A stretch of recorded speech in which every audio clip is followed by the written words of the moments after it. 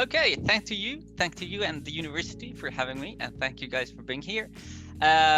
This is Find Your Voice Through Mistakes. It's before we get into the actual topics and a more hidden topic of the talk, allowed to introduce myself a little bit.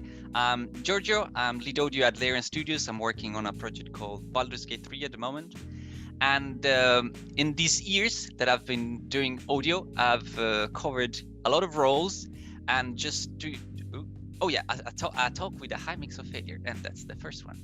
And so, but I've been covering a few roles in these years. So yes, of course, lead audio, but going down, there's a senior sound designer, international audio project manager, sound designer, but also audio intern, expert coffee bringer, because when there are actors, you always have to kind of be very kind for them. Senior remover of saliva from audio files, and we're going to see that quite a lot.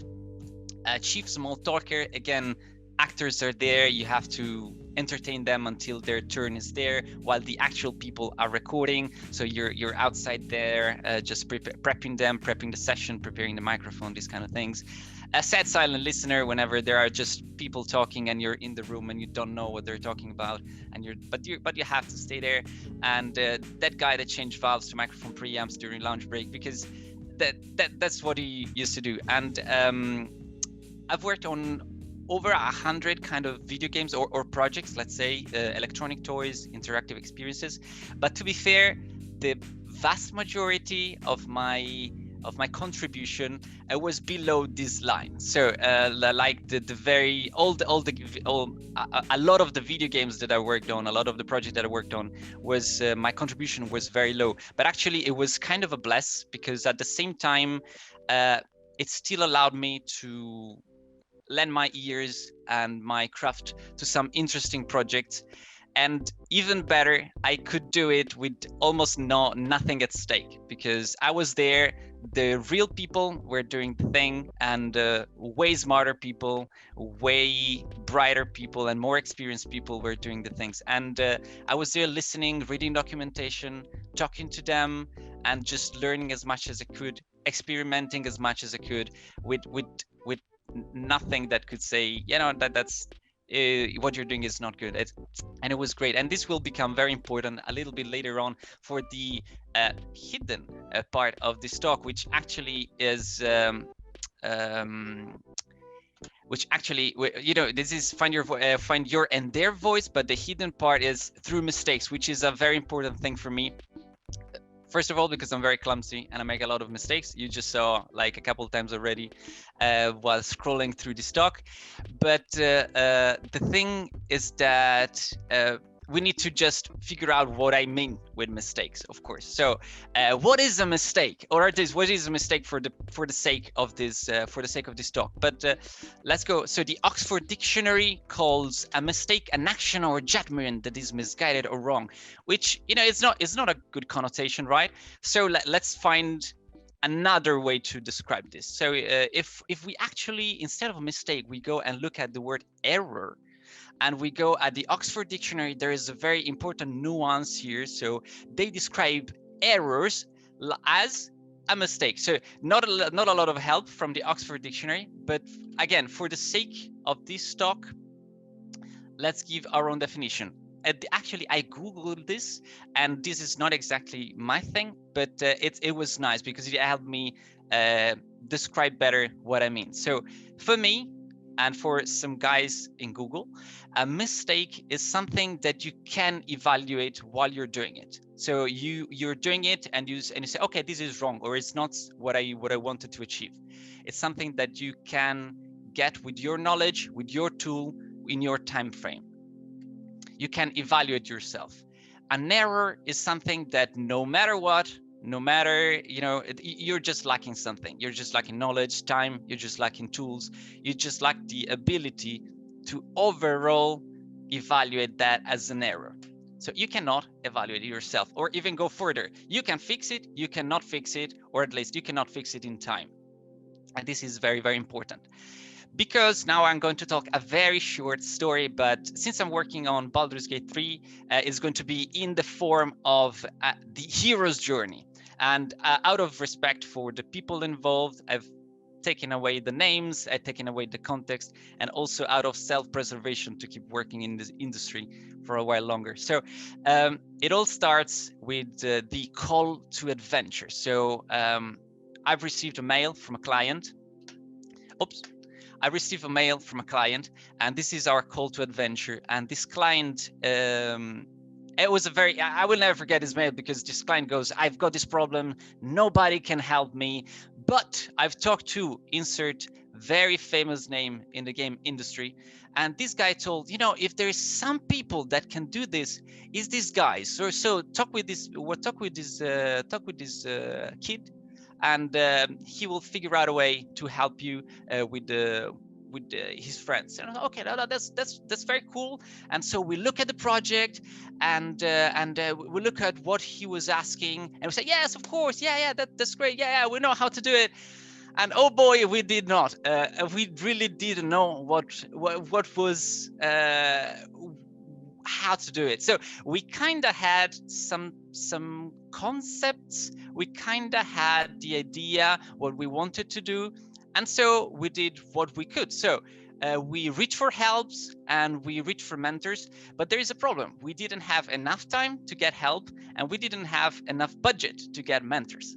And so we still wrote some mails to people. We know that they wouldn't reach us back in time, because it was a little bit of a complex problem. But we'd say, look, we think that for this thing, you know, we don't know anything, but we think we were going to do this way. And we sent the mails, and of course they went into nothingness, because it was a very, very short turnaround project. And so I did the only thing that I thought I could do. So I tried myself, and I was completely wandering in the dark. So flash forward to the day of the delivery. It's 3 a.m. in the morning. I'm wrapping up what I thought was the solution to the project. I go to bed, wake up like a couple hours later, rush to the studio, prepare the mail, send it to the client, and after I send it to the client, bing, a mail from the helper that I wrote at the very beginning of the project. And once on the other side, we have the client super happy. Yeah, thank you so much. Yeah, you have this. You've done what the other people couldn't do. Thank you so much. You know, patting our backs, everybody, you know, popping champagne. We were super happy. There is this mail lurking there, and we finally have the courage to open it. And this guy said, look, your approach is interesting, but there is a very high chance that you're going to insert a massive flaw in the game. The next day, the game released with a massive flaw in. And so that was a big problem. So just so you know, the game is now being fixed, but you can imagine how happy was the client. Let's just forget about all the good part of the hero's journey, because the good part of the hero's journey was just excuse emails, changing the invoice, sacrificing firstborn sons, this kind of stuff. And so what is the takeaway, right? Because what is the takeaway about this? And you would say, oh, no, not making errors, right? Not making mistakes. Actually, my takeaway in this is make a lot of mistakes, but not error. And you would say, why? Of course, you know, you can do just you can try, you can strive to not make mistakes at all. And I would say that is probably doable. At the same time, we are in a very artistic environment, so to say, and not making mistakes is like asking someone that draws to never use a rubber. So the idea is that I'm pretty sure that the artist can still do a very nice drawing, but he will not try anything that he has not tried yet. He will not go beyond. It will not just dare. He will not just take risks. So the reason why I'm saying do as many mistakes as you can with the concept that we said before, so something that you can actually fix, is to be creative. Nothing more than that. Really, really nothing more than that. And I really, really urge you to do as many as you can. And this takes me back to the moment where I was bringing coffees, reading documentation, and seeing all those super nice problems in those video games being solved by brilliant people. And I was just, oh, that's cool. That's cool. And I could imagine them just stressing around to find their problems, and I just had all the solutions in front of me. And that is for me I would say the most important thing in mistakes is just to try stuff. It's just to, and I was very lucky, to be fair, but if you have not the same luck in your own discipline, what I just suggest, we have LinkedIn right now, we have Google, just reach out to people, just reach out to the actual person that are doing the things, just write them, literally, just ask them their, you know, you have done this, just write them, oh, that is cool, can you tell me how you do that? Sometimes they say I can't, sometimes they just don't answer, but you never know. It's you know, that's I was a little luckier, but at the same time I think that there's right now, like 13 something years later, there's a lot more ways to get to solutions, to get to answers, and even to try more stuff. There's a lot of stuff that you can do. So how do we do a lot of mistakes but in the safest environment possible? So first of all, let me introduce Exhibit A. So we have what we are using today to explain some concept in the VO design was provided by the guys that are working on Night Shifter, which is currently in closed alpha. But before I say wrong thing about the game, so if they can pitch in for a couple minutes just to talk about a little bit about the game, and they already know what we are using about the game, so they can pitch in and talk about it. Guys? Yeah, hi. So we're Well Done Games. We're making Night Shifter, and the short elevator pitch is, in Night Shifter, everything is peaceful at day and dangerous at night. So you have to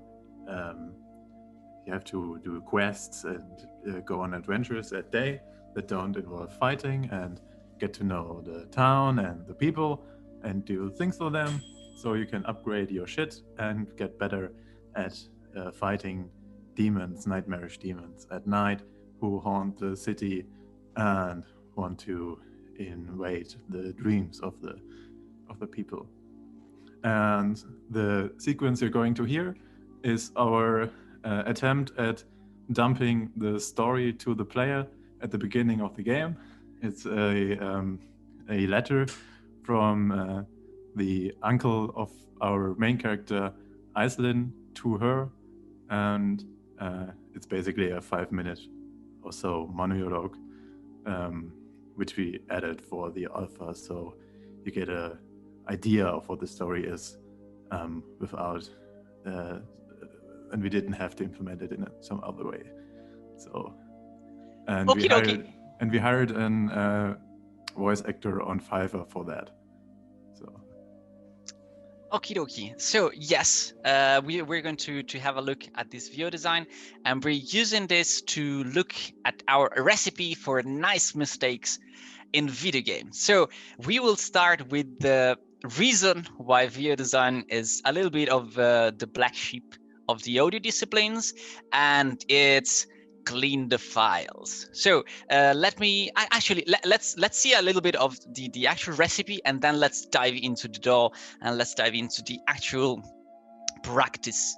So clean the files. So you have your recording, as I said, expert saliva remover, senior saliva remover from the old days, and that's the thing. The thing is that while we're talking, our mouth, we are doing a lot of strange sounds, and if we're doing VO design, so if you're using a boatload of effects, it's paramount to just remove as much as possible. Anything that is really non-wanted for the actual performance, it needs to go away. Imagine that you're using a delay and you have a click in your tongue, and you have a delay, and you say let's go, and there is a click like let's go, and then you have the delay, and so it would be let's go.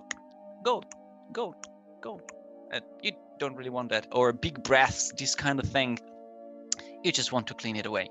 And this is the first step, just to make it super simple, super straight. The second step is prioritize intelligibility. When you're doing VO design, you should always strive, especially if they're talking, right? If they're conveying a message, you should prioritize intelligibility. And I wanted to actually, before we go on, I wanted to show you one thing. So when I was a kid, and I was doing my D&D sessions with my friend, I really wanted to just make things a little more live and just create some stuff. So we have done not in D&D, but we've done a sci-fi campaign at a certain point. And nope, it's not this one. And practically I created a couple of stuff for the creatures, just so that there was a little bit of audio going, not just music and all these kind of things. And this, I think, that kind of explains what I mean with prioritize intelligibility. So where is this? So okay, this doesn't not mean anything, so it's kind of okay to just make a banana thing. But the truth is, these other files that I'm going to play, this used to mean something. And back in the days, I knew what this was saying, but right now I don't. And that's the thing. If you don't prioritize intelligibility, you end up with something that is not usable. If I remember correctly, I had to explain what the alien was saying to the players, which was not super flattering, but you know, they didn't understand that this guy was talking in Italian, and so that's okay. That's okay. It's not a problem. But still today, I don't know what this guy was saying. It was saying anymore. So prioritize intelligibility. Third thing, think scalable, and trying to make this universal, because I don't know actually how many people are here that works in the audio. Actually, afterwards we will check a little bit, because I'm very curious to understand how many people are involved in audio in some ways or another. I don't know if you can write it in the chat, and then we can have a look at it afterwards. But so for me, clean the files is just laying the ground for the best success, or the best mistakes, if you want. Prioritize intelligibility for me is to know what to focus on. So if you are creating a project, don't look too much to the icing on the cake, but you know that you have a very more important core thing that you have to take care of. Then think scalable. This is very important. And the thing is that in VO design, it's very easy to just have a couple files and just, you know, make a lot of nuances and variations, and make fades and make automations, and then we will look at a lot of these techniques, of course.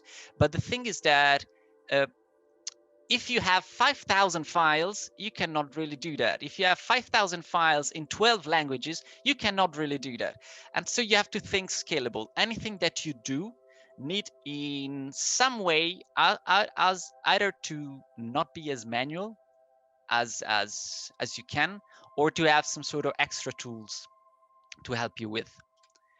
And this is the most important thing. Have a fallback plan. So the best way that you can go in the darkness and roam in the depth of the sea is just to know that there is a lighthouse, there is the coast somewhere.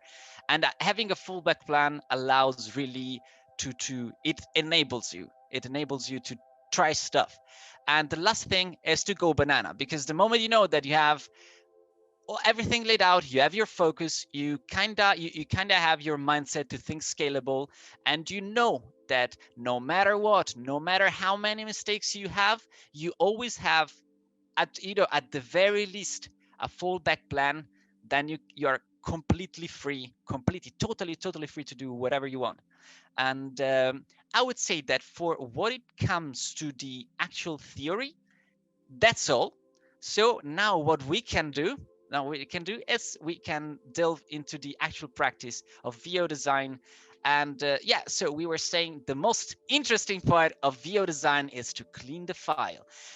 We have, for the purpose of this demonstration, we have the VO file. And let me be clear from the start. So this file is already very good. I'm over exaggerating everything just to explain this a little bit better. What you see here above are my markers. I already went through the first minute something of the audio, and this is something that I would do while receiving tons and tons and tons of files. I will just play them and just start chopping like a butcher, anything that I don't really like, anything that is not needed. Just to give you an example, in this very first, I hope you can hear it. So we hear the very first part of the VO. My dearest Iceland. Actually, let me just do this. I hope this doesn't blow people's ears, but let me go a little higher in volume, and here, if there is something that you can address as artifacts, or click or tongues or something like that, that we can address. So, my dearest Iceland. And so, do you think that that the quality is high enough, the volume is enough? It's okay? Okay, I've got the thumbs up from Linus. Okay, so practically, there we already have a couple markers here. And so the idea is that in this very point, there's a little bit of saliva. My dearest. There is my dear. It's very soft, or here it's a little more clear. Iceland. And there's this a little wetness in the voice. And if you're doing a narration, that's perfect. That's not a problem at all. You can keep it. It can also be a characterization of the person. Someone to have a very nice breath, a very loud breath, of this kind of thing. So of course you don't have to take away the acting. You don't have to take away the character, the color. But at the same time, if we want to really add a boatload of effects, yes, I think. Oh, there. Here's the chat. Let me just take this on the side at the moment. Okay, perfect. So we need to remove stuff. So I will do a couple. Then like in the cooking programs, we will jump to the final part. So, my dearest Iceland. For example, this part here, which there is a very a little bit of wetness. I'm not saying butcher for just because, but it's literally because you're just removing a lot of stuff. You're just fading that out, just removing very abruptly, and then you just check, of course, if you've done something that is not nice. So let's start with this. Dearest Iceland. And in this part, there is no wetness anymore. Or again, here there's another click. Iceland, and there is a little bit of a saliva here. And in this case, this is what we can do is we can actually check for it, because the cool thing is that this is the actual wave. This is what is actually happening. And if you watch carefully, you can already see where the click is. And so the click is here.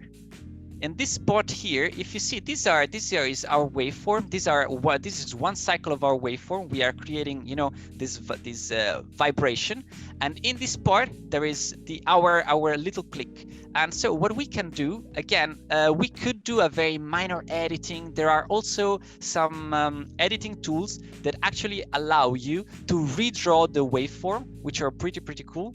Reaper does not natively allow you to do it, but what it allows you to do actually is being a butcher. And so you can just cut a full cycle off. It's not really a big deal. You cut it off, you make sure that you're not dragging all the audio back with you, and you just create a crossfade like this. And let's see if I did something that makes it worth your time. And there is no click anymore. And just to check something a little bit different, let's see, mini click, P to remove or not to remove. Oh yeah, this is a very important thing. So grown up to be a if you hear there is a strange P, and again, in a normal VO that's no problem at all, but at the same time, if we want to put a boatload of effects, every tiny detail matter. And here, what does the text say? So you have grown up to be a very handsome girl. So there is a grown up, and the P is it's a little bit plosive, and it's also a little bit weird. It's grown up, and if we want to again put a delay or a distortion or any kind of effect, we might take too much focus on that specific transient. And so here I added a note to remove or not remove language problems. And this is very important because I am not an English native speaker. And during my time in editing audio, I have edited audio in Finnish, in Arabic, in Japanese, Korean, Russian. And here is the problem. Here I kind of know that I can still remove the P without too many problems, but more than once I removed stuff from Finnish that was very much needed in the actual sentence. And then, you know, there is QA, of course, that just look at it and say, oh no, look here for some reasons, the actor did not pronounce this letter well. And yes, yes, the actor did not pronounce it well. Of course, yes, that's what happened. But I can fix it, and I go back to the drawing board and I just put it back in. And so yeah, this is just to tell you that it's that there are nuances in being a butcher. Of course, you just also need to be careful about intelligibility. So at the same time, if we remove this from the English language, I don't think that this is a problem. So we'll just do this. Grown up to be a and we will just do this because I think it's a little bit funky. But we can do another thing. We can soften it. So we can still do a little bit of a crossfade, and we can soften it. And we can do this. Grown up to be a very. And you still have that little explosion, that little click in your mouth, but it's not as it is not as strong. A little stronger, I would say. A little. I removed it a lot. Grown up to be a very. So you still have what the P was about, but you don't have it in your too prominent. And let's see if there is something. Handsome girl. No, that is okay. No Z, it's strong T. Oh, there is another. This is I would say even more prominent than the other P. You might be wondering. This has actually another little problem, which it's a plosive. So there is a high energy in the low end, and when this happens is because you're moving air towards the microphone. Usually you have an antipop, so which is like this cover around the microphone. Usually you see those in recording booth. It's like a round nylon thing in front of the microphone to avoid the air to directly go on the microphone. But sometimes it still happens, and when it happens, the capsule of the microphone vibrates too much, moves too much towards the end of its run, and there is this low energy that we can remove in a lot of ways. One thing that you can do is, of course, do as before, just lower this and crossfade it in, and you can already have something good. You might be wondering. But there's still a little bit of low energy there. So another thing that you can do is you can add an equalizer. Okay, I'm adding a lot of terms. I hope that this doesn't get too technical for non-audio people, but an equalizer is practically a tool that allows to remove unwanted frequency or to enhance some frequencies that you want. In this case, as I said, there is this low end, there is this air. And usually when we talk about air in audio, we are talking about low end, sorry, when we talk about energy in the low end, we're talking about anything that is below 90 hertz, 100 hertz, not higher. So what I'm going to do is that I'm going to remove that. I'm going a little bit higher even, just because the actor does not have a very low voice. It doesn't have a boomy voice, so I can be a little less nuanced in doing this. So again, let's do this. Let's look at it. You might be wondering. And there is no low end anymore. And we can go on and on. Actually, let me see if there is just. Oh yes, this is a cool one. So I think, I'm not 100% sure, but I think that the actor touched something in the room, and I'm pretty sure that it's actually either the microphone stand or the microphone or something, because there's allow me to just show this to you. But what's so special about that? I mean, here. About that. This, I don't think that is a noise from his mouth or from his voice. There is this tum tum. About that. After that, please let me know if again I'm blowing your ears off. I'm also not using my sound design headphones. So let me About that. About that. this is the not the but there is a rounded sound below that. About that. About that. It's very subtle. And again, Excuse me. yes. Maybe could you bypass the equalizer? Maybe. Oh, the equalizer is more not on. there. It's not there anymore. Sorry. Ah, okay. Yes. The equalizer is only Where was it? The equalizer was. I cannot find it anymore. Where is the T? The T. We had the big T, strong T. Okay, the equalizer is limited. No, actually, you're right, man. Yes, you're right. Yeah, you're right. You're very right. I did a mistake / error because I wouldn't figure out. No. Sorry. Okay. Here it is. So the equalizer is just limited to this portion. So it was not on the rest of it. But where were Okay, we? maybe then. It's subtle. It's subtle, to be fair. Okay. But at the same time, I'm pretty sure that there was this moment. And again, I cannot. I can still hear it, but at the same time, when I heard it with the cool headphones, it was a little more prominent. And in that case, there's let's cheat a little bit. No, I didn't do practically anything because you cannot really do a lot in that case. If there are other sounds that are overlapping what you're doing, there's not really a lot you can do. Usually in the room, you just ask to redo it. One thing that you can actually do is that the uncle have recorded other things. And so they've recorded other takes, and that's perfect because you can take the other takes and bring it there and just change it if something happens. And I would say that for the editing part, let's see if there's anything else that was a little bit different and that we can tackle in another way. Oh yes, so we've not talked about breaths, just a very quick one. Broken breaths. So again, air is not your best friend for your microphone, and sometimes they are just a little bit weird. It can be weird for a lot of reasons. It can be weird because the actor has a little bit of a flu and is inhaling, and he has some stuttering in the breath. Is not very linear. Or it can be a little bit weird because again, the microphone is very sensible and there is a lot of strange thing happening. In this case, if I remember correctly, the breath has it's like a two-stage kind of breath. Like. And you hear. There is a click in there. Like. There's this 2 stages, okay?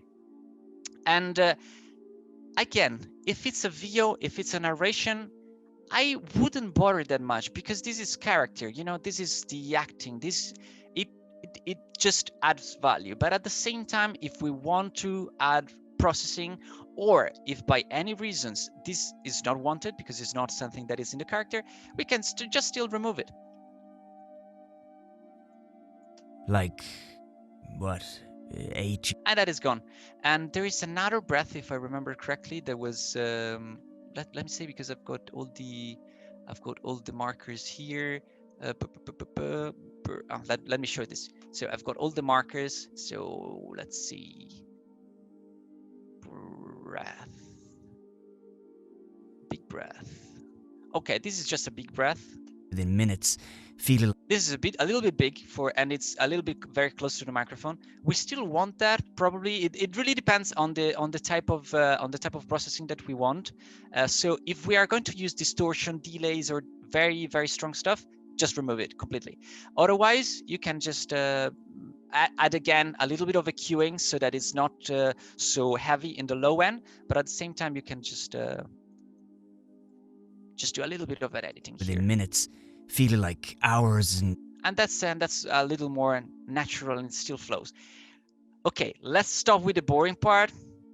So let's go with the cool stuff. So we have now prepared all this. We have edited it all. We have removed silences, and we have rendered it again so that we have a a fantastic file that you can send to the client of the talk. So here again, How long? sorry, this is already with a little bit of processing, just a teensy bit. You probably did not notice it yet. Just a teensy bit. It was very just a flare. Let's remove the volume so that I don't blow your stuff. So, My dearest Iceland. and this is My. How long clean. since we've last seen each other? It feels like aeons ago. I bet you have grown up to be a very handsome girl. And so we have cleaned our slate as much as possible. Again, you don't really have to overdo it. I've been a little over the top in the sense. But before we go into the actual processing, let me check if there were any. Exactly, I wanted to check if there were any questions or any stuff that I can answer before we There show was some stuff. one question by Vince. Do you sometimes use the spectral view for the cleaning process? So I don't do it for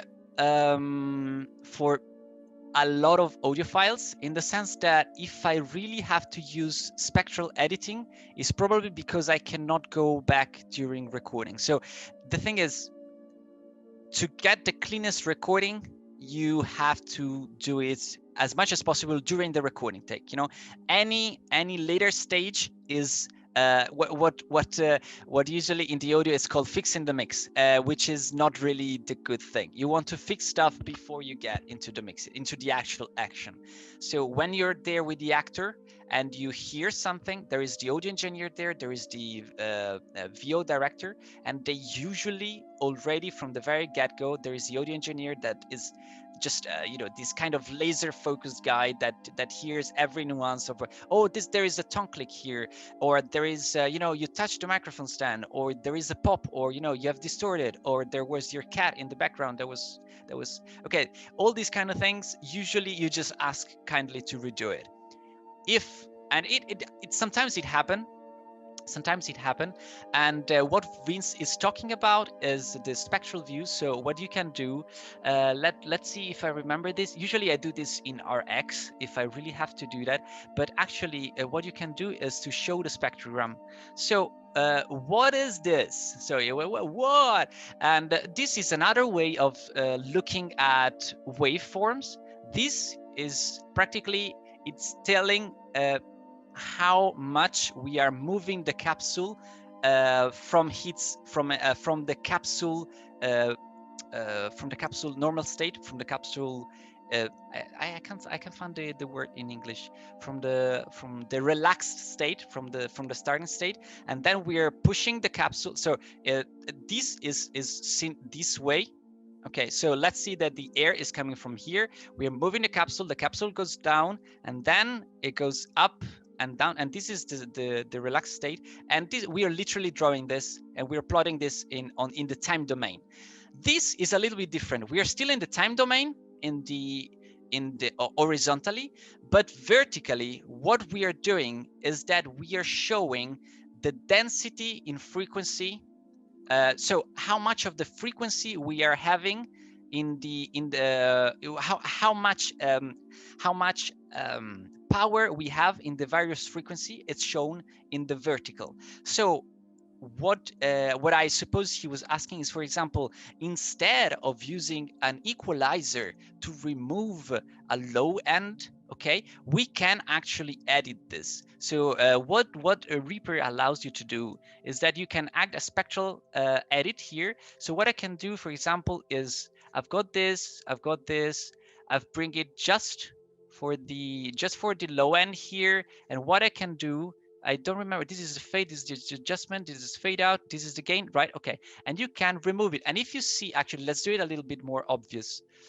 You have this, and I'm taking a lot of frequencies here, but what I can do is I can remove it. And what I've done before is like doing this for the low end. It's almost exactly the same thing. And here is all I'm doing is just on a very broader spectrum. And you can see this, if it's like an X-ray of the audio file. And what we're doing is we're removing the low end. Actually, let me show that because it's no use to just having you see things and not hear it. So let's go back on this. It feels like aeons ago. Okay, this is what we have done, and now I'm are practically chunking a lot of frequencies, really a lot of frequencies, up to 1,000. No, this is up to 10,000 hertz. Oh yes, that way. Oh, that's a lot. We are practically going to remove too much. Let's do this. Let's remove all this stuff. And what we'll see here is normal, normal, normal, normal, normal, big mistake, and then normal, normal, normal. Oh, actually, there. This is. Since we've last seen each other, it feels like aeons ago. And that's instant telephone. That is for the spectral stuff. Yeah. So usually I don't use it in Reaper. What I usually do if I really have to do this kind of stuff, let's see if it works. I'm not sure. This is my laptop, so it might just blow up. So you don't. Sorry. So you don't. Also don't use the view for just analyzing and seeing the problems. Because you talked a lot about the little noise he was making at one point. Okay. And I Oh, was okay. I thinking- see. And maybe you just use because I tend to use the view more and more, and I was asked myself if it's a valid workflow. To be fair, this is a great idea. This is really a great idea because what will happen if you have? Let's go 1 second back, because actually this is a very very nice idea. At the beginning, we have, for example, a saliva click here somewhere. My dearest. Let's see if there is a click, a very okay. This okay. Go. There's this click here. So if we do exactly the same thing, what Vince is saying, it's that we should see this. So this is our click. So one thing that I don't really like is that in my mind, that very sharp transient just in my mind should not be here. It should be a little higher. And so probably what would happen is that the concept of what you see is what you get, which is at the basis of this kind of softwares that allows you to hear stuff just by seeing at it, which helps a lot and speed up a lot of the process. Back in the days, you had tapes and you had to just listen to everything. But right now, I could already, this thing, I think that I put the marker even without hearing it, because I knew by experience that this was a tongue click, just by the shape of it, where it was, and the kind of space that was there. And so what you see is what you get is very important. And yes, the thing is that what he's saying is very true. So this is our click. It's very clean to see that this is probably nothing that has to do with audio at all. And if we do this, let's see my tongue click, what will look like. Again, I in my mind it would be a little bit higher, but actually this is already very high frequencies for Reaper. So I don't use it a lot for editing purpose, for cleaning the files, for this kind of cleaning. But if I had to restore some recordings, I've got something that I cannot go back. Usually what I do, I just take everything and go to RX, which actually allows me to still have it. And also I have the actual spectral view on the whole file at the same time. Do you use RX then as a host, or Reaper as a host, and go with? Yes, if I have to do, rewire? not even rewire. I just do destructive editing. When I'm using RX, I just go, damn, that's the way. So what Reaper allows you to do is just to open in external editor. You just set your editor, you open that, but you open that destructively. So if I'm doing this, for example, anything like really like if I do this, yeah, let's do it, bang, you have to do this, and I save it. That's done. That's no way to just go back if you save it and close the software. So we have talked about my first too many years of my career, just removing stuff. So let's go to the fun stuff. Actually, any other questions before, and then we move to that? Well, yes, exactly. Shout out to the guys, but to the actor, because he did a very great job in portraying the uncle, and I really enjoyed that backstory. And I don't think that there are any other questions. Actually, let's do this. How many people works in audio, or how many people do audio stuff? You can raise your hand in the chat or put an emoji if you would like to do that, Theo, so we can see it. Theo, Vince, emoji. Andres. Oh, Andy. that's cool. Oh no, that's a lot of Oh, people. yeah. Oh, that's very cool. That's very cool. And how Yannick. many of you have dealt with voice design? Theo, Vince, Yannick. No, yeah, Yannick. Okay, that's very cool. That's very cool, guys. So I hope that there is something extra on top of the general aspect of VO design. So what I talked at the beginning is, just make a lot of mistakes and have always a fallback plan. This is always my mind state. So whenever I have a concept, whenever I need to do something, I first think if there is a very easy way of doing it, if there is a very easy way of just delivering thing to the client or to the team. Of course, right now I'm not really talking about clients anymore. I'm talking about my team, and so just delivering the actual project. So what I've done, again, I went a little bit banana. So I just tried to figure out a couple of concepts, a couple of processing that we can add to these VO, and then I came up with a fallback. So these all these voices were done this Sunday, and what I've done, I practically started somewhere around, I would say, 7 p.m., 6 p.m. And then I went on until I was a little bit too tired to go on. The idea was I'll try as much as possible. I had the concepts like tape machine, old memory, soap opera style, this kind of thing, and some sci-fi stuff. Sci-fi stuff is a little bit easier to just go a little wild and just lose yourself in the moment. And then I just took an extra hour to just do all my fallback. So I was as tired as I could, and then I said, okay, perfect. I don't really like that. I wouldn't ship with any of those, to be fair. Any of those would not be my final state for these VO designs, but it was like I would say 4 to 6 hours in total, and it was a blast. But at the same time, at the very end, I added 1 hour to just say, okay, now game jam mode. I just have to finish, and let's all my fallback, right? Just go back to all the documentation that I read, all the things that I've done, all the shortcuts, all the tips and tricks, and let's do those as well. So let's actually listen to them, because I really just do this kind of thing, and you can already hear in the background some crinkle stuff. And what this is actually, let's go in. Let me remove this for a second. Show spectrogram. Okay, so this is my final edited file. Actually, let's do this. This is my final edited file. Let's clean the slate, and we have our tape machine here.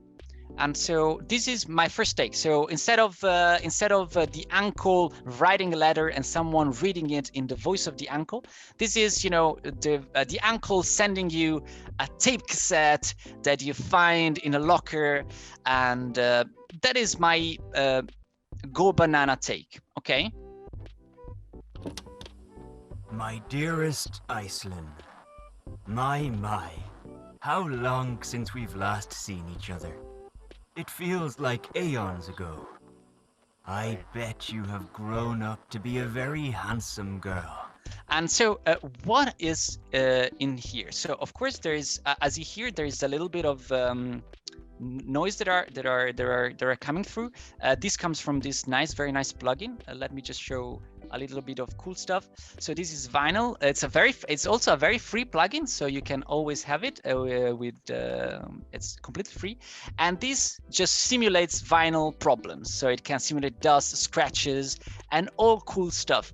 And of course this is tape. So you would say, why would you use vinyl? Because it's sound design, and nothing that you do is actually the real thing. And so there is this thing that is going on in the background. There is also, I don't know if you hear it, but when I press play, there is a little bit of extra white noise on top of that. just a teensy bit. And so there is all the crackles, the white noise, and also there is a little bit there. And also, as you see, every now and then I randomly trigger this spin down. But just let me show what the actual spin down does. So the spin down does that. So if I'm playing this, My dearest Iceland, my, how long? actually I need to do this. Let me remove the modulation. So this is what the actual spin down does. My dearest Iceland. And you have the Iceland. Let's just. My dearest Iceland. And that's this going down, right? But what I'm doing, How long since we've lost? and it's a vinyl that is slowing down. But what I'm doing, and this is one of the biggest, the biggest trick that I've learned, is modulate anything, like automate or modulate anything, which is literally just try as much as possible. Just try as much as possible to variate stuff. And this is what is happening. We have chorus and pitches. I'm aware that I'm running out of time, so I'm speeding up a little bit of presenting stuff. So let's do this. I will just show you a couple things, and then there is a little bit bonus coming from Baldur's Gate as well, stuff that we are working on Baldur's Gate, that already you can already hear it in the early access of the game. And but let me just show all these 6 hours, because I've really talked about just saliva for like 1 hour, which is not super exciting. So tape machine, this is my take on the tape machine. But if I really didn't have time, and if I was on Global Game Jam, what I would do is this other version. So let me check 1 second. Wait. Yes, because this was on solo. So mute. And this is the other take. So I don't have time. If I really have just 15 minutes, not even 5 minutes, I can still do a pretty cool tape machine stuff. I can still put the tape machine, or the sound of the tape machine. That's very easy. But at the same time, no chorus, no vinyl, no tape speaker with a little bit of tape simulation plus extra multiband distortion. Nothing of that. No exploration. I just have to do it. So machine fallback, EQ, tape background, and that's it. My dearest Iceland. A little bit of distortion. My. How long? This still works. It's not perfect. Again, not even the other one is perfect. I wouldn't ship with the other one. But that is the 5-minute version of this. This is the how to take it away. A little bit of distortion, a little bit of EQ, and you're done. And you are at a little bit of background. If you really want to get fancy, you should send the tape background in the same IQ or a little part of the IQ to blend it a little more. Let's go. Let's move forward. Let's move further. Sorry, I know it's super late. So old memory. Old memory. Practically, I wanted to do something like that's a little bit dreamy. So I've added a lot of delay, of reverb and chorus. And another tips, guys. Don't think just in stacks. Okay, think as much as you can in layers. So sorry, my alarm is ringing. Usually I wake up at this time, but so don't think about just processing one after the other, but think in parallel. That is very important, because it allows you to have as much control as you can. And actually in Reaper you have this fantastic view, which is the routing matrix. Not the routing matrix. It's like wiring something, media routing, grouping, track wiring, that allows you to see how you're doing something. Where is the tape machine? This is our old memory, and you see that it's not just one straight line, but you have a lot of extra parallel routing that is happening, because this allows you to have more granular control and make more nuanced stuff. So first tips and tricks: modulate everything, automate everything. It will bring us to awesome mistakes, guys. Awesome mistakes. Then you can also work in layers, not only just put effects one on top of the other. Lots of layers, lots of happiness. And this is the old memory take. So my dearest Iceland, My. How long since we've last seen each other? It feels like aeons ago. And there is this huge stuff in the background. But if you notice, the huge stuff in the background never goes on top of the voice. And it's not because it's not loud. It's not because it's just soft. It's because, and this is another super important stuff, it's to make sure that the most intelligible part of your processing stays on top. And how do you do this? So you have all the other effects, every single other effects that you don't want to be on top of that. You can do something that is called ducking, or let's see, how am I doing it this way this time? So, okay, what I'm doing is, for all the other effects, what I'm doing is the dry sound is going through what is called an envelope follower, which is practically analyzing the input that I'm sending, which in this case is the dry sound. So the normal voice is going into this analyzer, and this analyzer is lowering the volume of the effects, of the effects in the other tracks. So let me just show that to you. It's this one, right?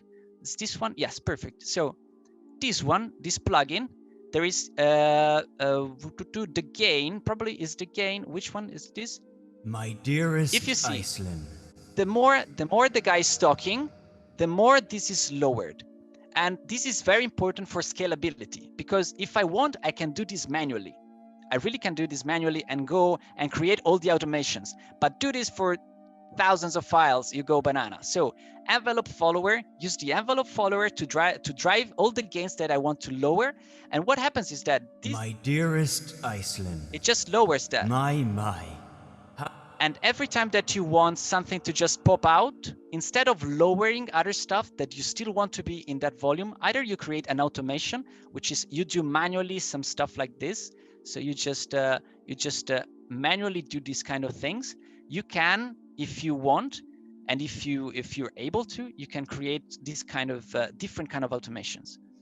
But if you don't have time, and you still need to do some old memory fallback, and you have just 5 minutes, just think of soap operas, South American soap operas, just a huge reverb, guys.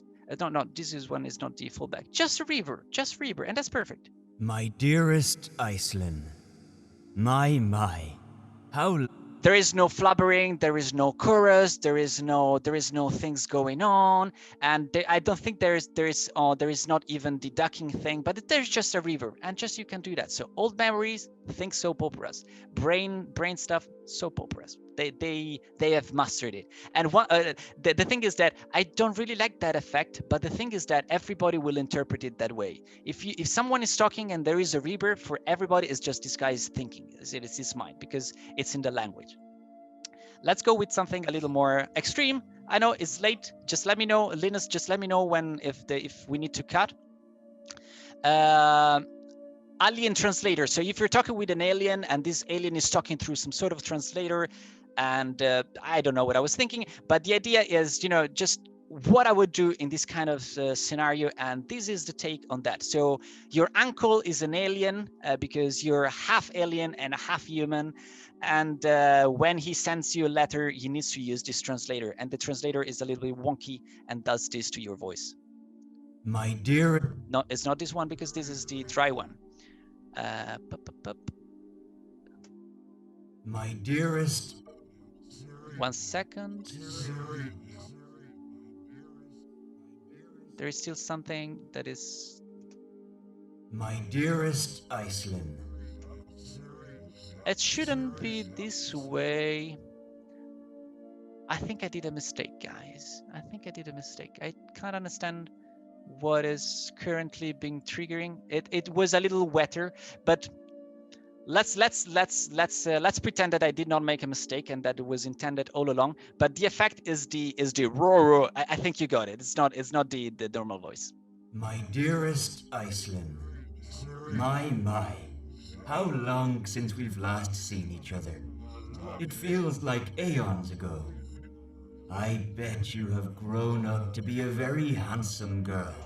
And this is, there's a lot of things going backwards and frontwards and backwards. I'm using a vocoder.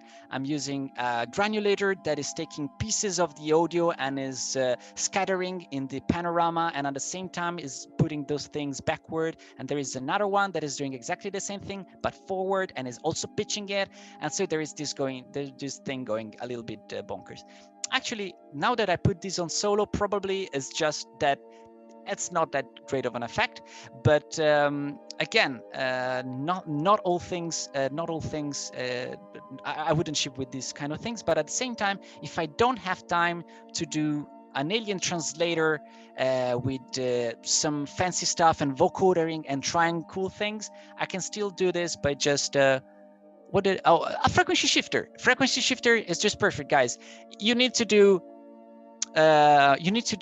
this kind of alienish stuff, but still very intelligible. The coolest thing is frequency shifter. My dearest Iceland, my. Simple effect. Even if it's simple, what I did, it's still envelope follower and change and modulate stuff in real time. So let me show you. It's this one. Is this one? No, it's not this one. It's this one.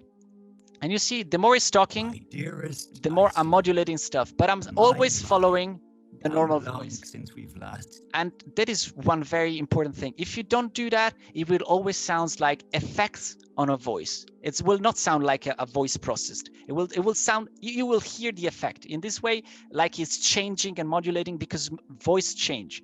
And for voices especially, I think that is very, very, very important. Rushing, another fallback for this one. What did I put here? It's another frequency shifter. Oh yes, I did this because same effect, same plugin, but you can have different kind of effects. My dearest Iceland, my. It's the same plugin, but you just use very different parameters and very different modulation. Same exact plugin, but here what I'm doing is just I'm modulating this to just go bam, bam, bam, and hitting and just changing. And this is happening. My dearest Iceland, my. Even if this moves, actually, I'm just using this one for this. My dearest Iceland. And that's it. One plugin, 5 literal minutes, and it's done. Let's go a little bit of again with the banana stuff. So creature voice. So if your uncle was actually some sort of a beast, and you want a little bit of the beastliness to be mixed with the voice, and at the same time you wanted a little bit of roars coming in, but at the same time you want this to be scalable, because again, you don't want to put roars every single space manually, because I've done that and you can achieve so many good results, but at the same time it's super time consuming. So to be considerate of time, this again is not what I would love as a final result, but to give you the idea. So I'm literally not doing anything manually. I just put all my animals here, and I'm choosing one in particular. Actually, there is a very complex routing to do this. It would be a little too long to explain right now, but if someone is interested afterwards, I can totally go into details. We're using a de-esser to trigger a gate that is opening the audio that goes into a more, it's a little bit complex, but the idea is complex first, and then do nothing else. Okay, I can add as many sound files as I want, and I will have to do nothing manually whatsoever. The result is not perfect, it's not as it would happen with the manual stuff, but at the same time, with some extra time and some extra care, I would say it will become better. And this is the final result.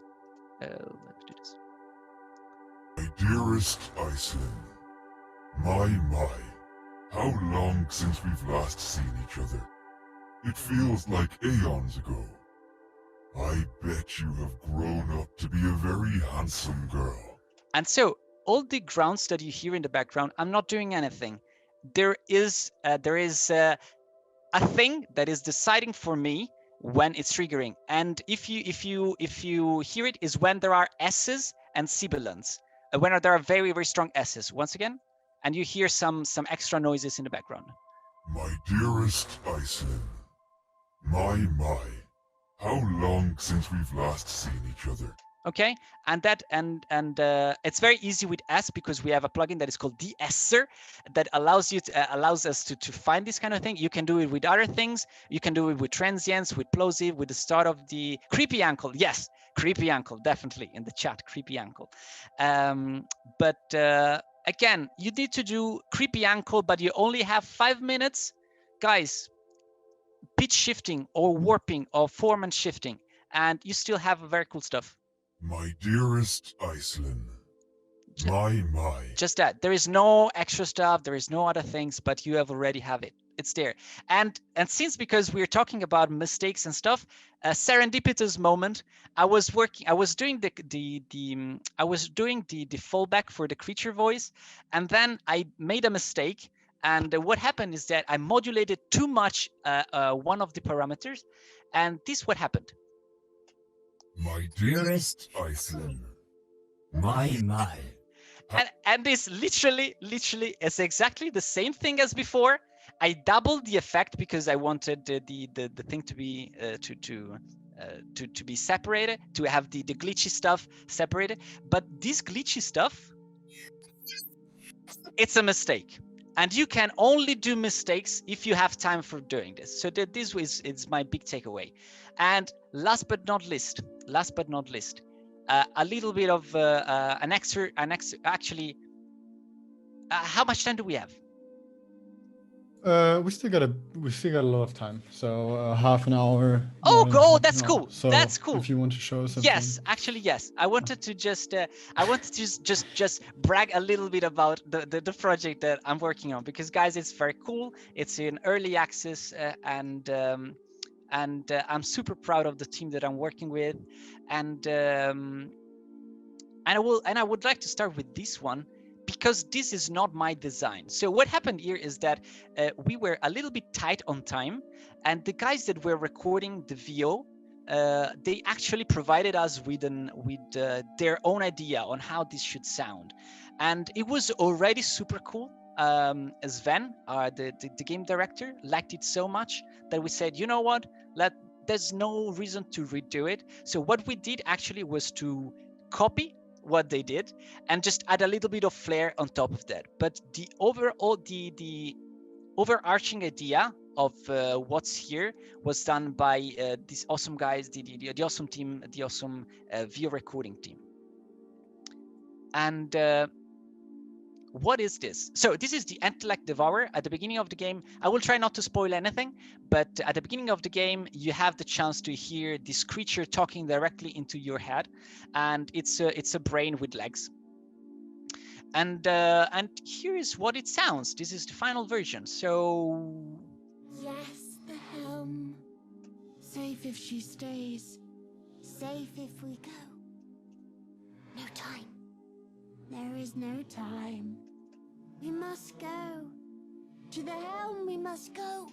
And what is happening here? So we have a couple things going on. We have one of the greatest trick ever done in sound design, in VO design, and I don't know who invented it, but honestly, my first close encounter with this trick, with this technique, was with Blizzard, because the Protoss race had this technique used just all the way, and this is called reverse reverb. And if you don't know that, that is the one trick go. It's the one trick pony that you can always use. And what is this about? It's very, actually, I wanted to show this for a very important reason. So when you're doing voice design, just add notes. Always add notes. Otherwise, it's very difficult to go back 1 year after, 6 months after, and you have to do adjustments, and you will see how banana this can be. But what is a reverse reverb in a nutshell? So you have the original file. We have the original file. Let's copy this for a second. Yes, the helm. And this is the Yes. this is the actress, right? What the reverse reverb is that you actually, let's do this. Let's reverse reverb our ankle. So we take our ankle, we bring it there, and one important thing, guys, this goes a little bit against scalability because it needs to do some manual stuff or batch process stuff. So careful. If you have thousands and thousands and thousands and thousands of files, these might get a little bit problematic. But we will see. We will see. There is one cool way, because we found a cool way to still do it. Okay, there's still a lot of work involved, but it's not manual. So we will see that. So what is this? So you have the My dearest, you have my dearest Iceland. You know, you bring this here. You bring it where there is a reverb, because it's called reverse reverb.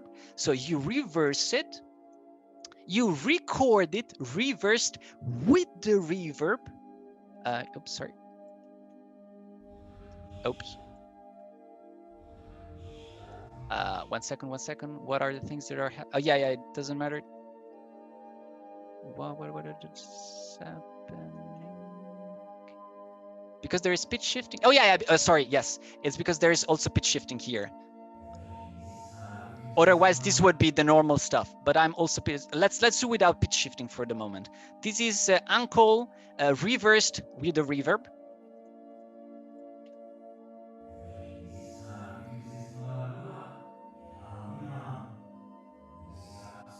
One second. I made a mistake. So I need to copy this because I still need the original one. Hop. Remove the pitch shifting. Reverse this. my dearest Iceland. My, how long since we've last seen each other? Okay, we are hearing, of course, the dry one together with the final one. But after we have done this, after we have recorded this, what we do is I did not record it. So let's do it again. Sorry. My dearest Iceland. My. Okay, so I've recorded it. Now I've got a reverb thingy. We will reverse it again.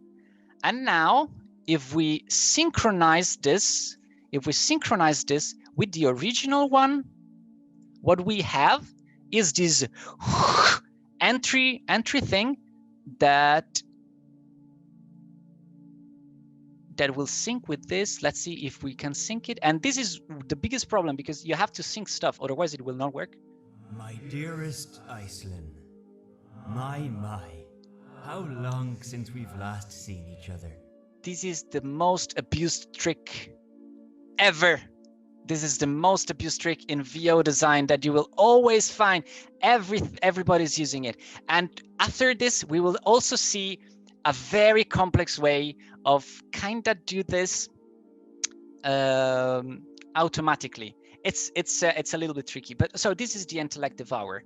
Let me show a couple extra stuff. So still in the game, there is this character that is called Giorgio. I don't want to spoil anything about the game at all, but I just wanted to show the actual effect. And this is the cool thing. Look, the cool thing here is that there is no notes. What does it mean when there is no notes? Is that you can take any file at all. You can put it in the dry. You can put it in the source here and just press play, and the effect will all do the cool stuff. When you do that, scalability is 1000%. It's over 9,000. So this is the final result. Although thou dost not seem to be in need of my services. A lot of delays, a lot of pitches, a lot of cool stuff, very mysterious guy. But the cool thing, one of the things that I always like to go back and check, is that this was the original. Although thou dost not seem okay, to this be is the in need original. of my services. And then you just add all the cool stuff here. Sorry, we can just do this. Although thou dost not seem to be in need of my services.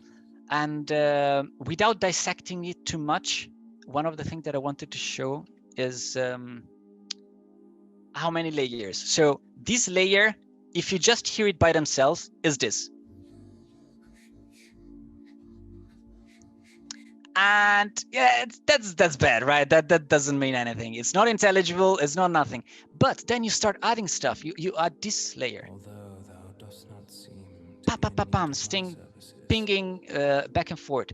A little bit of it's not really reverse reverb. No, this is faking reverse reverb. It's not the technique that I'm going to tell afterwards, but Reaper allows you to create to generate a reverb and to reverse it. It's not exactly reverse reverb, but it can get very close. It can get very close. And you still have this kind of things that get in the cool thing. You then add pitch, of course, Although thou dost not seem to be in need of which is practically 90% of the effect, and Although thou dost not seem everything. to be in need of my services. And you can do this only if you layer stuff, because if you a ghostly ankle, yes, reverse. Sorry, I'm a little bit ADD in this moment. So ghostly, the reverse reverb is always associated with ghostly kind of stuff. But going back to this one, you can do this stuff only if you layer things. If you think that you just have to put processing on top of processing on top of processing, you just wreck all the intelligibility. And once again, the source is always ducking stuff. Always. We are moving the stereo. We're not doing stuff here, but there's a lot of processing here going on. But we're always just ducking stuff to make sure that the center is as clean as possible. Oh, one other cool concept is clean center. So in the center, you have the dry sound, and on the sides, very broad, very wide, you have all effects as much as you want, so that the center is always clean.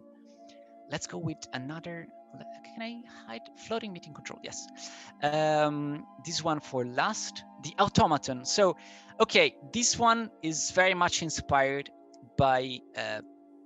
If you ever played, how it's called, Batman Arkham Knight. That was a tremendous video game.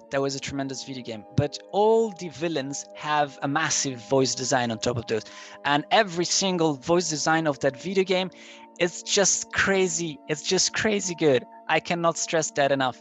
And the guys behind that were brilliant, totally brilliant.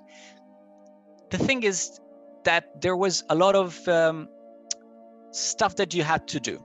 There was a lot of manual work involved. And the Riddler had these glitchy kind of repetitions and this pitching stuff going on. And again, no notes here. Here is that because this is the version 2. Actually, this is version 3, to be fair. I've not updated it. This is version 3. But there is only one note. That means that to do this thing, I'm using a delay on the source. Why this is important? Because you always need the source to cut back the files. Because otherwise, if you need to lip sync and you move the source, what happens is that you always have stuff moved and not syncing to the lip anymore. So I need to remember to do this. But the thing is that no other notes. So let's do again. Let's check 1 second how this sounds like. You know, this is how the final sounds like. And in its wake, it tramples everything. Will kill the rest, so that the one can thrive. Okay, and I'm not doing anything. There is no manual stuff happening here. No chopping, no stuff, nothing at all. And to test this, let's take our final fantastic ankle, and let's make our ankle to become the new automaton. And let's see if I'm going to make a mistake. Okay, this is our ankle, and My dearest Iceland, my, how long since we've last seen each other? I will probably do a little bit of EQing. I will probably change a little bit of the parameters, but nothing has been done manually. You just take the audio, put it here, scalability. And that's the super, super important thing. Again, lots of layers, guys. Lots of layers, all duct, all modulated. Very cool stuff. Let's okay. This one is my little. I really love this one because it has a lot of stuff going on. Really, a lot of stuff going on. But again, here, there quantized dry. It means simply that I need to put things. I need to make sure that the things are at the start of the region, and I need to copy dry as if I want to, and if I want to make someone to use in the game, you can speak with the dead, and if I want someone to make this, I just need to copy the files into dry for playing. This is the track. I put stuff here, and the effect will apply to anything that I put in. This is what sounds in game. Kill the hag. Let's do this one. Promise to bring Rena's husband back. But hags lie. And there's a lot going on. There's a lot of effects going on, but at the same time, I'm not doing completely anything. Let's prove it again. Let's try it again, like stuff that I did quite a while ago. So let's go. This is a big project. Let's go here. Drive for playing. Okay, these are my re-render track trim files. You know, this is just mixing stuff, just making sure that I abide by the volumes that we have decided that were the correct ones. So if my instructions are correct, and more often than not, they're not correct, but what should happen now is that we should have our uncle to be dead. My dearest. Okay, effect that is not working. So, oh yeah, no, sorry. These dry. My dearest Iceland. My. How long since we've last seen each other? Nothing done. Just take your files, bring it in, and done. And last but not least, the main villain of the video game, it's the Mind Flayer. And the reason is, this is my notes. Okay, this is how you can do reverse reverb without doing manual stuff. It's not exactly true. There's a couple things that you can do, but you can automate a lot of stuff with just a little bit of math, calculating things. What you can do this on a massive amount of files at the same time. So if I have to do one file, or if I have to do 1,000 file, it still takes me roughly 1 hour to do this. So I cannot show this to you. But the cool thing is that by using this process, no matter the amounts of files, the extra time that I'm adding is very minimal. And the reason why it takes me 1 hour to do things is, first of all, because I'm very slow, but at the same time is because all these steps, if I miss one, it will just not sound as the final thing. And this is the final thing. I greet you, son child. I was born with a propensity for arcane magic my people despise. It gave me the strength to resist the Elder Brain. Okay, and there is really a lot going on, guys. It would be very tough for me to just break it down because I've done it a lot of time ago, and my notes are mainly aimed to just do the work. But there are 3 different reverse reverb going on. There is pitch shifting, of course.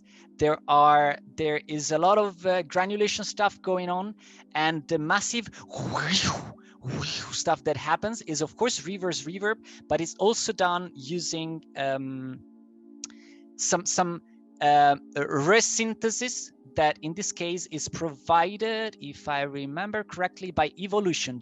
No, it's not this one. By GRM Evolution. Okay, yeah, as you see, there's quite a few plugins here. It's not this one. It's not this one. Where is it? No, this is Breeze. Transit Shaper, Equalizer. No. What am I doing? I'm breaking everything.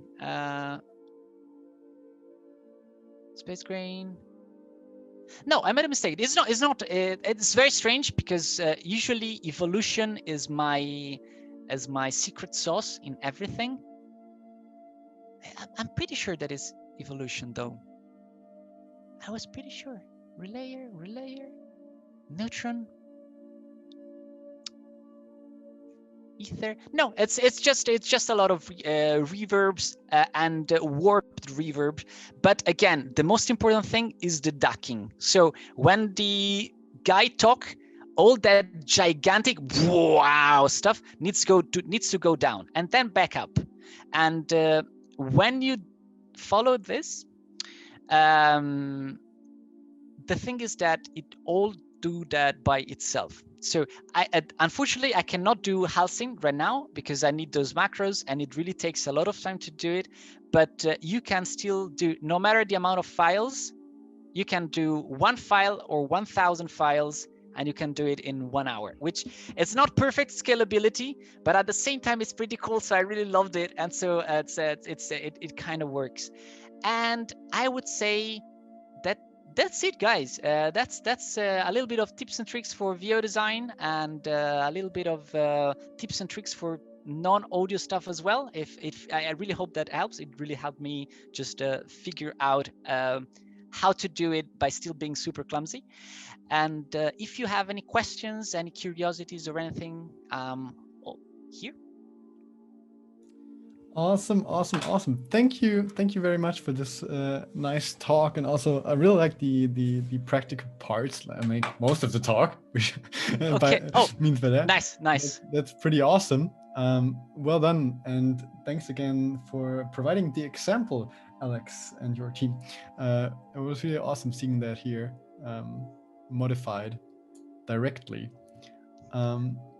So I have one question. So if anybody else has a question, feel free to post it into the chat or something like that, or speak up. My question would be, you talked that that it can be difficult to work on like thousands and thousands of files. So your general approach is working on one sentence or one voice line and then applying the effects to everything else? Or do you still go and like pick out like the 500th sentence and check back if everything is working and stuff like that? It really depends. So if we have perfect scalability, so we don't really have to do anything on the files at all, what I would like to make sure, first of all, is that I am putting effects on one voice or different actors. And that makes a little bit of a difference for the prepping part, in the sense that if I have different actors, of course, that means different timbres. And as you saw when we tried the ankle with the Yergel processing, it didn't sound exactly like the other one, because the frequency content, the timbre, the volumes, especially the volumes, because as I've told you, I'm using the volume and the envelope of the original source to drive a lot of effects, changed that a lot. So if it's just one actor, what I will do is I've got 1,000 files, I will take like 20, just to ensure that there's not a single file where he's doing a scream or something. So I will take a little bit of everything, whispers, normal stuff, screams, 333 or something like that, and I will create the sounds around that. If there's a lot of manual stuff or tinkering around that, for example, like the Mind Flayer, I will still take like 5-10 samples, but I cannot do more than that, because at the beginning, before you get into the actual final automation world, you still have to do everything by hand to try stuff, figure out the numbers, the math to change stuff and move stuff. So to answer, depending on the an amount of actors, I need to have all these actors, a couple files per actor and a couple files per the type of voices that they're portraying, and this would be it, I would say. Awesome. Sounds really interesting, and I can imagine that this might be a lot of work depending on how much voice acting you get for a game. Yes, it can spiral out pretty soon, and if you in previous projects we were doing I've done a lot of localization, so I didn't even do the actual original one. So the brilliant people did the original English one, and then we had to do the international version, so all the other languages. So again, almost zero stress, because all the I need to make things work was done by them, and we had recipes to try stuff and make those work. And but when you have to do like 12, 15, 20 languages and some stuff, it's just thousands of files. It gets pretty hectic. There's a lot of work and a lot of saliva to be removed. There's a lot of work involved, and I'm still I'm hoping that, generically speaking, VO design becomes a little more of a, a practice that more companies just embrace. I don't think that companies need a dedicated voice designer unless you're doing a very voice design intensive project. But the actual just tinkering with VO design is something that not a lot of companies do. But for example, Blizzard, Riot, they are masters. Rocksteady, they are masters in voice design. They just pioneered the road for just for us, so, in their own way. Why did you start with creating or with doing or editing voice acting for games? So I kind of failed being a rock star. So that was it, right? Oh. So you want to do cool music and these kind of things, but when I was 12 or something, even a little earlier, I had the chance to be a lighting technician, assistant. I didn't do anything. Practically, we had shows, very, very light intensive shows. And I had a document that says at which time there was the next program of the show. So practically every program is a different setup of lighting. And there was the guy that made all the lighting, and there was me that was going like 3, 2, 1, next program, 3, 2, and that was my thing, right? And so I was doing lights, and I was very happy, and I wanted to do a light technician. And one day, for some reasons, there was another guy that was doing the light technician assistant, and so I was very sad. And so they put me in turning on and off microphones in the show. So I had another kind of sheet that told me when to turn on and turn off microphones, and that was cool, guys. Audio was very cool, and I really wanted to do stuff in audio. At the same time, I really wanted to be a rock star. As you know, rock starring is very difficult. It's also very difficult to become a sound designer, to be fair, but I cannot stress enough how lucky have I been, in the sense that I did a course in sound engineering so that I could provide more help to my band to become the best band in the world and win the battle of the bands, of course. And right, Check of course. back, yeah. Yeah, of course. That's why you do it. And during the stage, I was asked, so what do you want to do? You want to move super heavy boxes on live stages? Do you want to, do this kind of stuff? Or do you want to do video games? And that was the thing, right? So so they said, oh, there is this company, it's called Binari Sonori, and they were doing localization sound design, and I cannot thank them enough. I wrote them a letter. So guys, I really want to be with you. I really want a stage. I really want an internship there. Can I come there? And they, they take my letter and write me no. And practically what happened is that I go back to my school and they said no. What? And said no. Don't worry.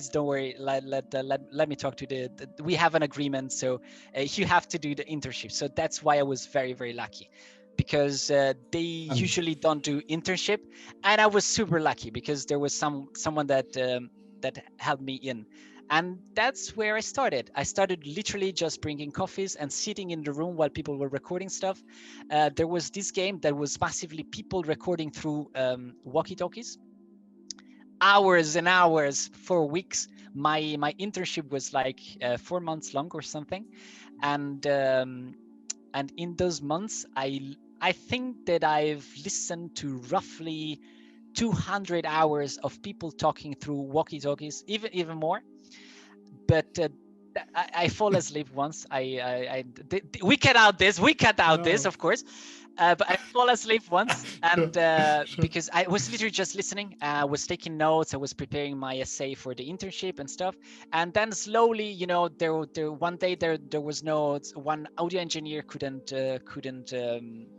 be in there, and so I started chopping stuff for a very very nice project called Space Chimps, derived from a cartoon, if I remember correctly.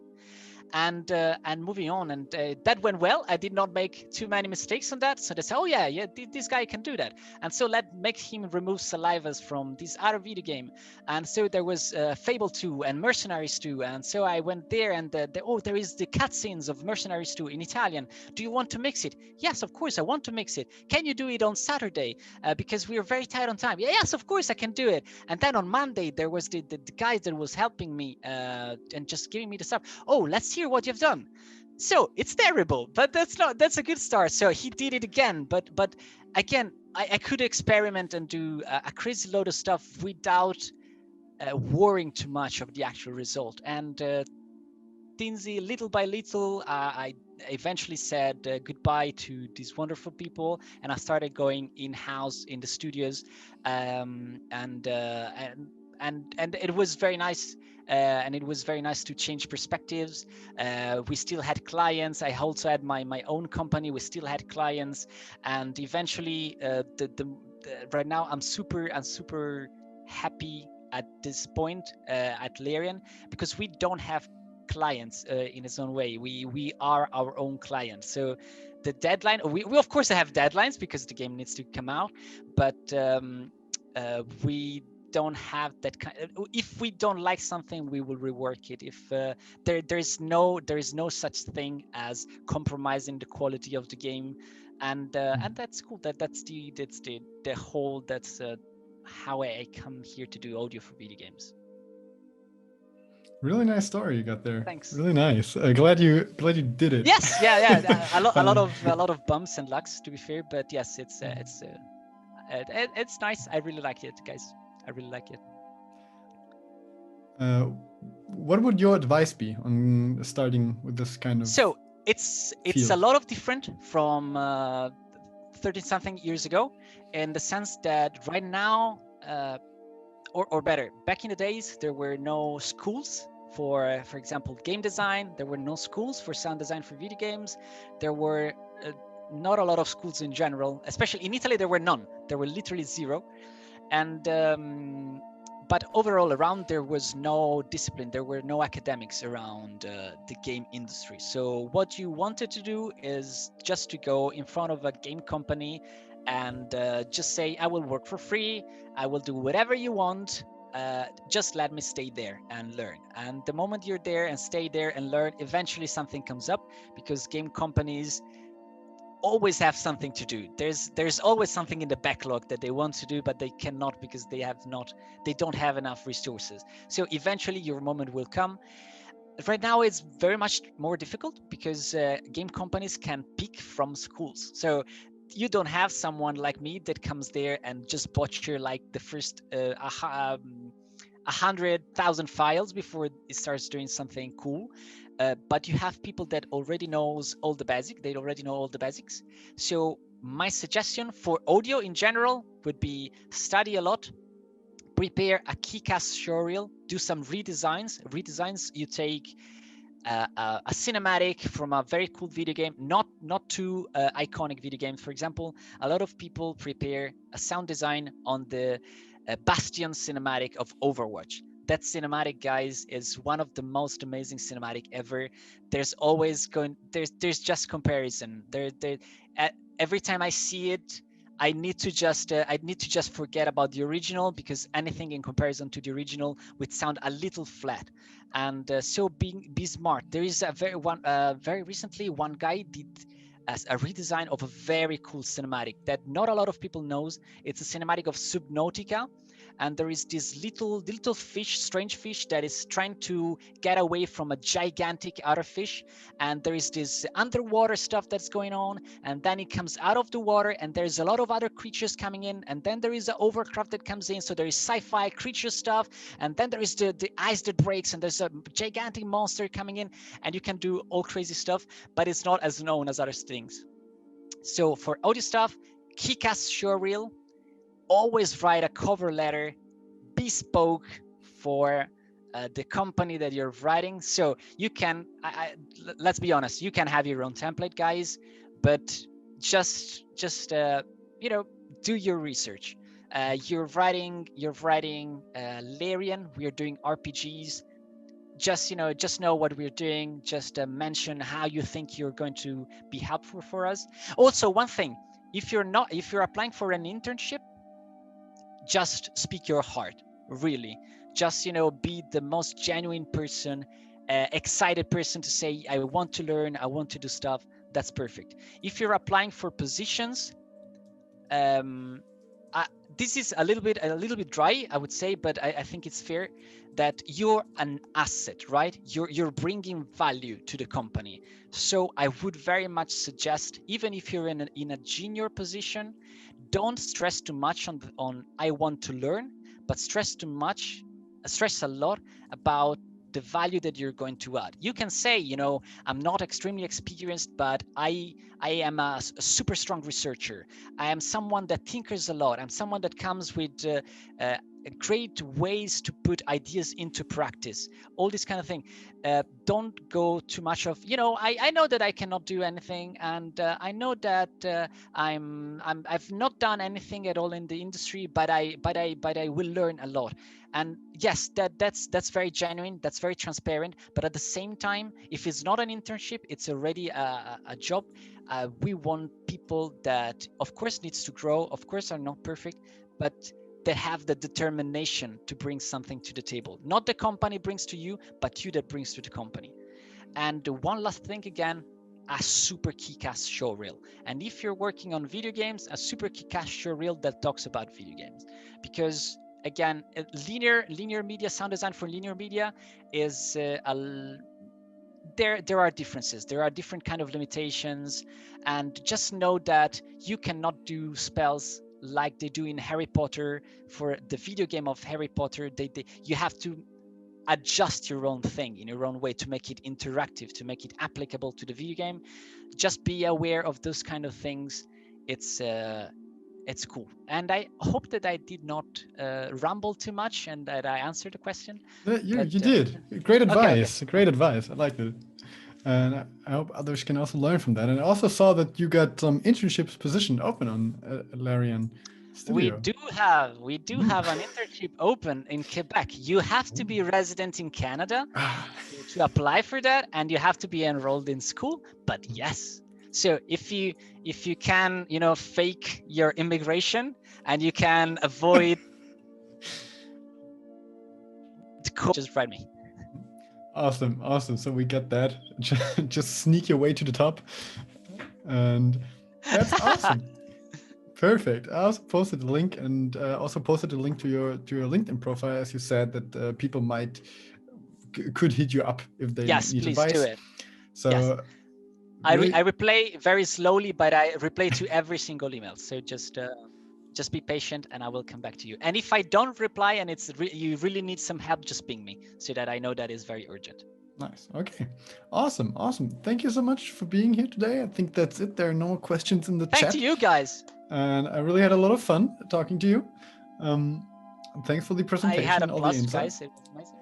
Nice. With that being said, yeah. No. Do you want to say something? No. I was just saying, thank guys. It was a blast. Awesome. Yeah. With that being said, that's it for this term, for this semester, the last talk. And if you have any wishes for next semester, feel free to hit me up. Suggest me any speakers or studios where you would like to talk to people. And yeah, that's it for today. Thanks everybody for being here. Thank you. Have a nice one. Cheers. Bye. Thanks a lot. Cheers, guys. Bye bye.